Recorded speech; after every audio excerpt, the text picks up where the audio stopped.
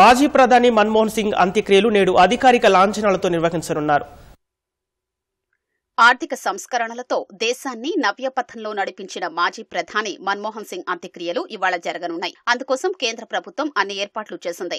92 మన్మోహన్ సింగ్ అనారోగ్య సమస్యలతో ఢిల్లీలోని ఎయిమ్స్ లో గురువారం రాత్రి తుది శ్వాస విడిచారు. మోతీలాల్ నెహ్రూ రోడ్డులోని ఆయన నివాసానికి పార్థివ దేహాన్ని తరలించారు. నిన్న ఉదయం పలువురు ప్రముఖులు మన్మోహన్ నివాసానికి చేరుకుని ఆయన భౌతిక కాయం వద్ద శ్రద్ధాంజలి ఘటించారు. రాష్ట్రపతి ద్రౌపది ముర్ము, ఉపరాష్ట్రపతి జగదీప్ ధన్కడ్, ప్రధాని నరేంద్ర మోదీ, కాంగ్రెస్ అగ్రనేతలు సోనియా గాంధీ, మల్లికార్జున ఖర్గే, రాహుల్ గాంధీ, ప్రియాంక గాంధీ సహా ఇతర ప్రముఖులు మన్మోహన్ పార్థివ దేహం వద్ద పుష్పాంజలి ఘటించి ఆయన కుటుంబ సభ్యుల్ని పరామర్శించారు.